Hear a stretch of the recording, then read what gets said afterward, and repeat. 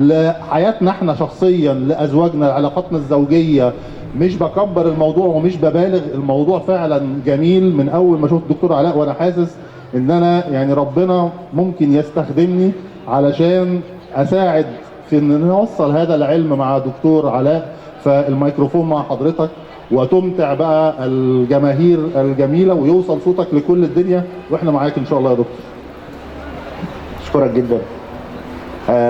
طبعا بعد المحاضره العصماء بتاعت الدكتور رؤوف عن ال 12 ونص دول وجزء الفيميناين اللي هو اداهولنا، طبعا ما حدش يختلف على اهميه الست واهميه المراه في المجتمع. احنا صناعه ست، المجتمع صناعه ست، الرجل صناعه ست. امي صنعتني وسلمتني لمراتي، ومراتي هتسلمني للقبر. فاحنا صناعه ست، بس بالراحه علينا شويه. أنا اسمي علاء عبد الكريم، خريج قصر عيني سنة 90. تخصصي أنا استشاري الكلية الملكية في لندن للغدد والهرمونات، واستشاري الجمعية الملكية في الخلايا الجذعية، الجمعية الأمريكية في الخلايا الجذعية. عايز أخلي الموضوع بسيط لأن هو قد كده مهم ومحتاجين نفهمه، وهو حاجة جديدة خالص إحنا ما سمعناهاش قبل كده، وحاجة دكاترتنا كلها محتاجة انها تضيف العنصر اللي احنا هنتكلم عليه النهارده على روشتاتها، وتضيفه على معلوماتها، وتحطه في اعتبارها وهي بتعالج اي عيان.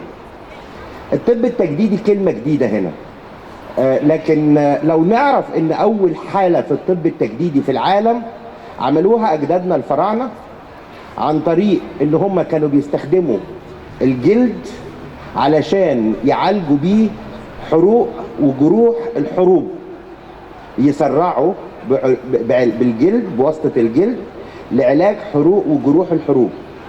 فهي قصة قديمة قوي بدأها الفراعنة، كانوا بيعالجوا أمراض الذكورة بالأعضاء الذكرية بتاعة التيران والخرفان.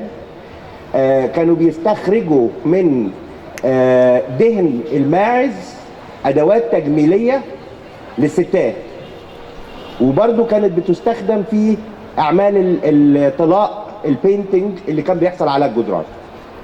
فاذا الطب التجديدي مفهومه مش النهارده. ورا الفراعنه جه الصينيين في مخطوطات كتير بتقول ان الصينيين مارسوا الطب التجديدي. يعني ايه طب تجديدي علشان ما نتوهش من بعض؟ اختصار حياتنا هي ما بين تجديد وهدم، تجديد وهدم، بنى وهدم، بنى وهدم. اثناء حياتنا في الرحم، اثناء الطفل ما بيكون موجود في الرحم، بنى كامل، بنى بدون هدم. فالخلية الصغيرة اللي بتبدأ في يوم، بعد 280 يوم بتبقى بيبي. عدد الخلايا اللي في البيبي ده 24 مليار خلية. فهو تجديد تجديد، بنى بنى بنى بنى طول الوقت بدون أي عوامل هدم. أول ما بينزل البيبي ده من بطن أمه بتبدأ عوامل الهدم. ما بتبقاش التغذية زي ما كانت، ممكن يتخبط، ممكن نستخدم الجفت معاه في اول لحظه من لحظات ولادته. فاحنا بدانا اول عنصر هدم، فتبدا المعركه ما بين الهدم وما بين البنى. بس معدل البنى بيكون اسرع في سنوات الحياه الاولى، ويفضل يسرع، يبدا البيبي يكبر شويه، هو سريع بس بدا تكتر عوامل الهدم، خاصه مع المشي. مع المشي بيقع، بيتخبط، بيبدا يركب عجله، بيقع من العجله.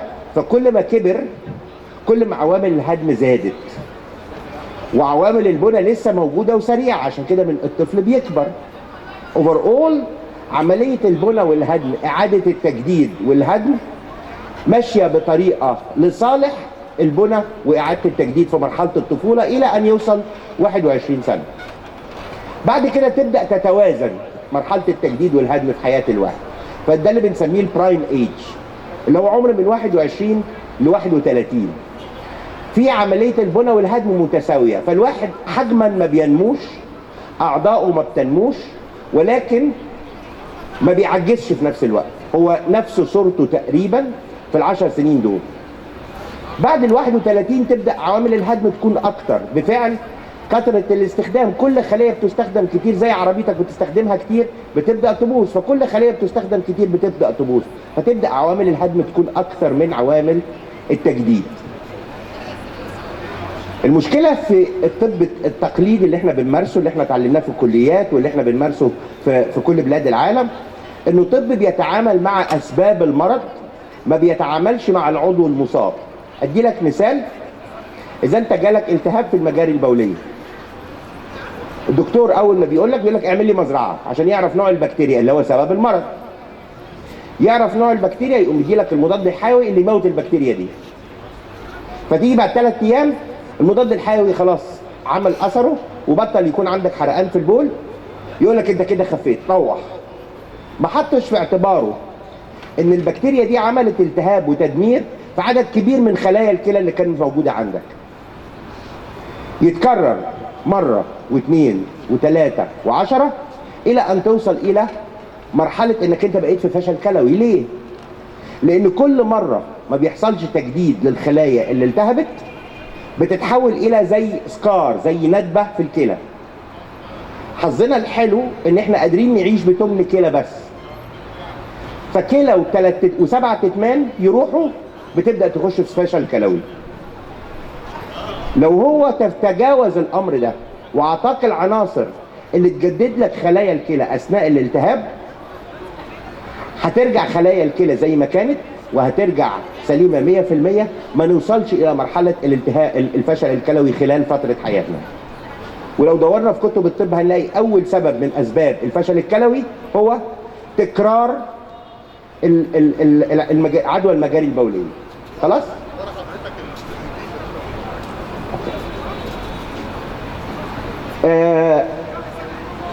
مبدأ التجديد ثبت علميا بكل الابحاث في العالم ان كل خلايا الجسم بتتجدد، على عكس ما احنا كنا بندرس.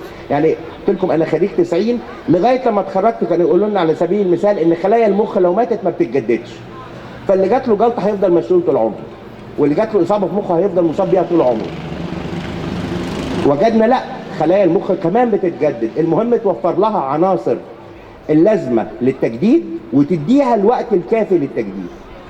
وهو ده المبدأ اللي بيقوم عليه الطب التجديدي. عنصرين هامين جدا: العوامل اللي محتاجاها كل خلية علشان تتجدد، والوقت الكافي لها عشان تتجدد.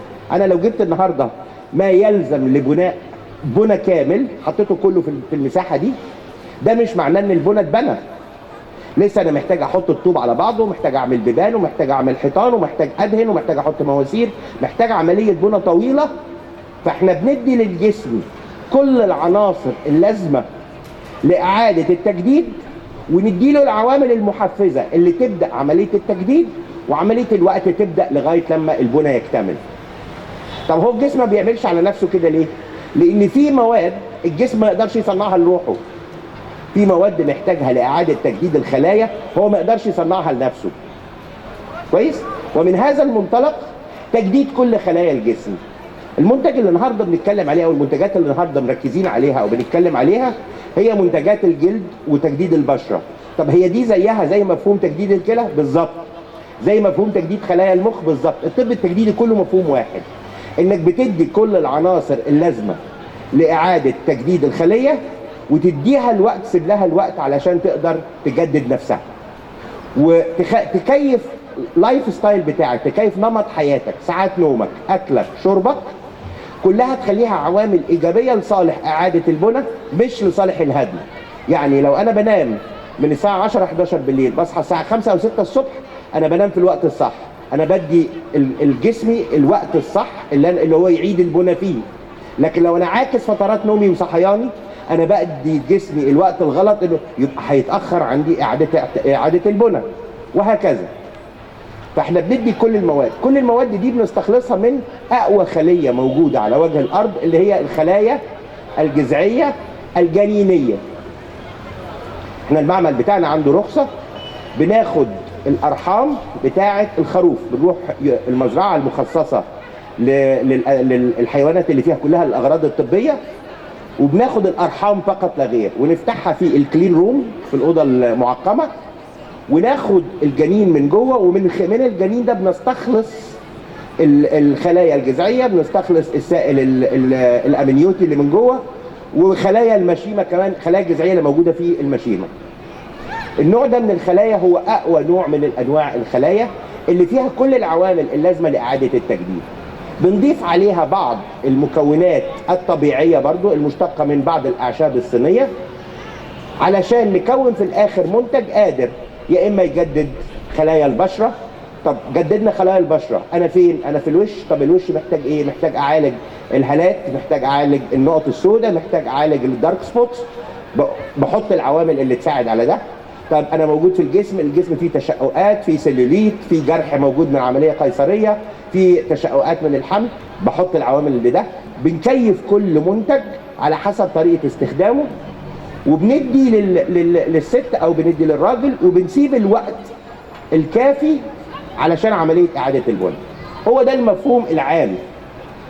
انا عارف انه مفهوم صعب، انا حضرت له 19 مؤتمر في اوروبا علشان ننشر مفهوم الطب التجديدي، عشان نضيف عامل الطب التجديدي على الروشته الطبيه، ما يحصلش بس ازاله للسبب، ولكن يحصل الشفاء الكامل، اللي هو ان العضو المصاب اعيد تجديده بطريقه صحيه سليمه، مش عن طريق انه بقى ندبه ولا عن طريق انه بقى سكار. احنا البوث بتاعنا في الاول خالص على اليمين. احب استقبل اي اسئله تحبوا تسالوها. انا عارف ان الموضوع طويل ومحتاج محاضرات طويله ومحتاج كلام طويل قوي عشان يتفهم. هنحاول نعمل ده عن طريق صفحتنا على الفيسبوك، ندي محاضرات عشان نفهم ايه هو الطب التجديدي. انا ما بحبش، انا مش مندوب مبيعات عشان اعمل اعلانات عن منتج، ولكن انت لما هتفهم ايه هو الطب التجديدي وتلاقي المنتج اللي يساعدك انك تجدد خلايا جسمك، انت لوحدك هتشتريه. فلازم تفهم الاول ايه المفهوم، ايه مفهوم الطب التجديدي، بيعمل ايه، وايه المنتج اللي يقدر يخدمك لخدمه الغرض ده. بس اشكركم جدا. احنا طبعا ما فيش اشكركم، ده احنا لازم نستغلك ونعصرك عشان تطلع لنا نانو ستيم سيل، مش كده؟ مش هي نانو صح؟ بيكو ده تحت النانو كمان. على قد من النانو. واحد على، لا ماليش دعوه بالقصه، بلاش بقى نظام دكتور زويل والكلام ده، ماليش دعوه يعني. طبعا انا استمتعت حاولت تبقى يعني ايه الكلام خفيف. انا قعدت مع الدكتور علاء 4-5 مرات، في كل مره بتبقى محاضره، بنعمل كذا وهنجيب كذا، وانا قاعد مزبهل برضه، يعني اللي هو فاهم بس مش مصدق ان في حاجه كده موجوده فعلا في مصر. بس انا عاوز يعني اعرف من حضرتك ما هو السقف بتاعنا في الخلايا الجذعيه، يعني ممكن نوصل لحد ايه، او نسهل ان كل حاجه ممكن تتجدد وتتظبط ما عدا كذا وكذا وكذا. دي ممكن تقولها لنا في 2-3 ولا محتاجه؟ باستثناء الحاجات اللي محتاجه تدخل جراحي، الخلايا الجذعيه قادره تعيد تجديد كل حاجه. ده مش معناه تعالج، لان تعالج فيه اضافه علاج السبب كمان. ازاله السبب ممكن يكون بالطب التقليدي. انا مش ضد الطب التقليدي، انا خريج طب تقليدي، وانا مع حاجه اسمها المفهوم الاكبر اللي اسمه هوليستيك ميديسن، اللي انا اقدر استخدم فيه اكتر من عامل من عوامل الطب التقليدي على الصيني على الطبيعي على الخلايا الجذعيه، بس المثبت واللي يدي سنس علمي، مش مجرد ان انا واحد طلع بفكره عايز يطلع منها قرشين فاحنا نمشي وراه، لان دي منتشره كتير قوي. يقول لك ده بيعمل كذا وبيعمل سحر وبيعمل وبيعمل وبيعمل وبيعمل، بيستغل بقى ان له عنده بوبيولاريتي وقادر يعمل ماركتنج. لكن باستثناء الجراحه، الخلايا الجذعيه قادره تساعد على تجديد الخلايا في كل الجسم. ومش انا اللي بقول الكلام ده، البحوث اللي بتقول الكلام ده. طيب يعني مثلا حد عنده مشكله في العين، مش هنقول الكاتاراكت لان دي محتاجه حاجه جراحيه اكيد، بس مشاكل ضعف في الابصار، اجهاد لعضله العين، المخ، يعني عايزين نذكر كده برضو حاجات. المثل ده حلو قوي، المثل ده حلو جدا. ليه؟ لان حاجه زي الشبكيه مثلا، في نوعين من الامراض بيجي للشبكيه. في انفصال شبكيه ده محتاج تدخل جراحي، فهتيجي تقول لي انا عندي انفصال في الشبكيه، اقول لك سوري ما اقدرش اساعدك. بس في امراض بتؤدي الى تهتك الشبكيه زي السكر، زي ارتفاع الضغط، زي الامراض الوراثيه اللي اسمه ريتينايتس بيجمنتوزا. اعاده تجديد خلايا الشبكيه وارد جدا، بل احنا قمنا ب3 حالات في معهد الرمد هنا مع الدكتوره حنان عبد العليم، من اطفال فاقدي البصر تماما الى انهم رجعوا المدرسه من غير نظاره. فده معناه ان خلايا البصريه طبعا، وعملنا ريتينوجرام لهم، والاطفال مش محتاجين حتى نظاره، بقوا 6/12 يعني احسن مني. فمارسوا حياتهم الطبيعيه، ما بقوش مكفوفين، وما ارتجعش لهم تاني. فحالات ضعف في الشبكيه نتيجه امراض تهتك، مش تهتك ده عايزه جراحه، حاجه انفصلت، حاجه اتقطعت عايزه تتخيط، الجراح يخيط الاول. بس في حاجه متهتكه او حاجه ضعفت نتيجه مرض، نقدر نعيد تجديدها تاني. طب وحضرتك بتتكلم كده جه في دماغي الموقف اللي وقفته مع دكتور رؤوف رشدي والنصر والانتصار للسيدات. فهل هناك امل للرجال بسبب الخلايا الجذعيه؟ وامل ده طبعا يعني حاجات كتيره، يعني هو امل مش اسم امل طبعا، انما عايزين حاجات ممكن يأديها الخلايا الجذعيه للرجل يستعيد حيويته، يستعيد طاقته. يعني الحته دي برضو عشان ايه الدكتور رؤوف استفاض مع الستات وانتوا احسن ناس ومش عارف ايه، فانا يعني عايزين حته حلوه لينا كده. شوف حضرتك، هو انا من غير ما اذكر اسماء بعض الادويه، بس في الادويه اللي بتخلي الراجل يعتقد النهارده ان هو سوبرمان، البديل الطبيعي بتاعها انه يتعالج ويبقى طبيعي خلال 3 شهور وما يحتاجش ادويه السوبرمان دي، موجود. والست نفس الحكايه، يعني احنا عندنا ايكواليتي في الموضوع ده، عندنا مساواه ما بين الراجل والست ده. ما هو مش عدل انك تخلي الراجل سوبرمان والست كات وومن، فهي كمان عايزه تبقى سوبر وومن. فسوبرمان مع سوبر وومن يبقى يخلفوا لنا ناس كويسين قوي، لكن واحد منهم ضعيف والتاني قوي هتبقى مشكله.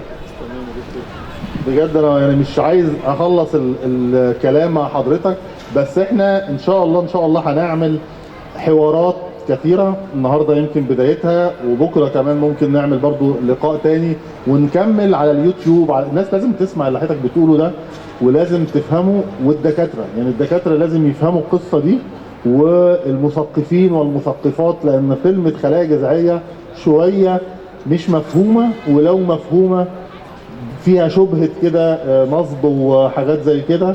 فلازم نستفيد بوجود دكتور علاء عندنا في مصر وعلمه وشغله مع الناس في تركيا وفي انجلترا. نحاول نعمل حاجة مع بعض فتوعدنا بكده ان شاء الله، يعني تبقى ولادة البداية بتاعتنا هنا في هذا المكان. وعشان كده بقى في تكريم بسيط لحضرتك، لانك بتروج للويلنس، بتروج للحياة الجميلة الاحلى بدون تعب ولا مشاكل. فهروح اجيب البتاعه وجاي على طول، بس ربنا يسهل ما اقعش. نجحت لا مش محتاج خلايا جذعيه على فكره، انا كويس الحمد لله، انا جامد جدا يعني الحمد لله. طيب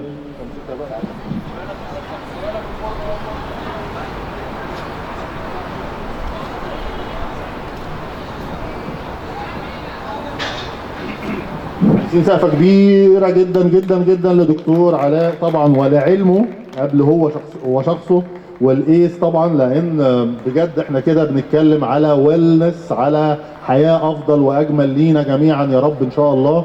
ما اعرفش فين الكاميرا، كاميرامان فين الاستاذ بتاع الكاميرا؟ وانت طبعا انت منور طبعا، بس يعني عايزين كاميرا. باشمهندس احمد قاسم كمان بنفسه هيصورنا، ده ايه الجمال ده؟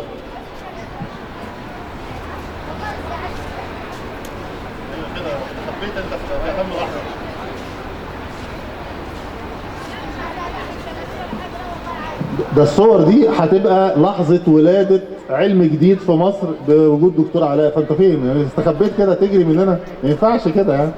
ربنا يخليك يا دكتور، ربنا يبارك لك، ربنا يخليك. استاذ باشمهندس احمد قاسم راح فين؟ انا لازم تطلع معايا هنا وتتكلم. لا والنبي تعال، لا والنبي عشان تقول لنا حاجات كتير والنبي الراجل ده مش لازم يطلع، بس اقف لي طيب هنا. انت رايح فين؟ انت بتجري ليه؟ ايه؟ لا رؤوف مشي خلاص، وجمع الستات حواليه كلهم وقال لهم كلام جميل جدا وقعدوا يسقفوا له وضحكوا عليا وسابوني ومشوا. استاذه مها ازيك عامله ايه؟ ربنا يخليكي. الراجل ده فين نجوى وفين سلمى؟ خليكم معانا كده. الراجل ده وهذه السيده الجميله بجد ليهم فضل عليا في حاجات كتيره في الحياه. احنا عاملين مؤسسه صحه مصر مع بعض انا وهو، اعرفه من فتره يعني مش هقول كام عشان خاطر ما نكبرش نفسنا، بس عرفته في موقف ان احنا كنا بنعمل انشطه للتوعيه ضد التدخين وللرئه وصحه الرئه. اي تي مان رائع جبار عالمي في افكاره. عرفت بعد كده ان هو بيحب الخير، محب للخير في كل حاجه، محب للخير في بيته محب للخير، في ولاده محب للخير، في اصحابه يعرف فلان على فلان عشان خير، يحاول يشرف على حاجه بدون مقابل عشان الخير. ساعدني وكنت رامي عليه وبعدين هرب مني الحمد لله. القصه بتاعت امين الصندوق، الحته الماليه دي انا لو معايا فلوس في جيبي والله ما اعرف كام ولا احطهم فين ولا هصرفهم فين. وسلمى دكتوره سلمى شاهده عليا، صرفنا مش عارف 40,000 جنيه مره، وانا هو 70 انا عارف مش 40 بس يعني انا بحاول بدون داعي او مش بدون داعي، يعني اتصرفت كان ممكن تتلم لان احمد ساعتها كان مشغول في حاجات اخرى. فبجد بجد انت انسان رائع وجميل، ربنا يبارك لك ويكرمك. وطبعا زوجته بنفس الاثر وعالميه بقى، مش هقول فين وفين عشان ما حدش يعني ايه يحسب، بس برضو نفس الجهد ونفس المجهود، ودائما وابدا يكلمني يوصيني على حاجه ويوصيني على فلان. ولو شديت على سلمى شويه وشديت على نجوى، لا اهدى ما ينفعش كده، الناس دولت بيحبوك والناس دولت اسره معاك. انا بقول اللي في قلبي لاني بجد والله مبسوط، وبجد وجود رؤوف واحمد ومها وسلمى وكل الناس اللي حواليا دول، وقبلهم طبعا عيشه فين عشان ما اتضربش فين قبلهم عيشه، اكيد طبعا هبقى مبسوط. وطبعا بالتاكيد واقفه هناك اهي الحمد لله. وبالتاكيد لازم برضو اقول على مريم واسماء، ما اعرفش هم راحوا فين، اكيد بيظبطوا حاجه وبيحلوا مشكله ما. بشكركم شكرا جزيلا، واسف اذا كنت زعلتكم في اي حاجه او اتنرفزت او اتضايقت في اي حاجه. انا طبعي كده، طبعي حامي، بس والله انا قلبي ابيض وطيب. وبجد بشكركم وبشكر كل الناس اللي موجوده. احنا بكره هنعمل حاجات جديده. نفسي قبل ما اخلص الكلام، وكنت متفق مع الدي جي كده ان احنا ايه نعمل بوزيتيف فايبس، يعني نبتدي كده ايه، مش عايز اقول نرقص لان في ناس بتموت في غزه، مش عاوز اقول هنعمل يعني وسع ومش عارف ايه، هنشوف حاجه ظريفه. بس قبلها لازم عاوز اشكر واكرم الدكتوره نهى الجميله المثقفه الصحيه، وبتعمل شغل رائع جدا في مجال التوعيه بمرض السكر من النوع الاول والثاني. يعني بتعالج وبتوعي وبتعلم الولاد وبتعلم اهاليهم ياكلوا ايه وما ياكلوش ايه، الجهاز الفلاني، وكل ما بقصدها بحاجه على طول بتلبي. واديت لها مهمه قويه كده الفتره اللي جايه ان شاء الله، وهي علشان ايه شاطره بقى وتكنولوجيا معلومات وبتاع وحركات وبتاع، فهتعمل ده بما فيه الكفايه بالتاكيد. هسيبها معاكم كده تقول لنا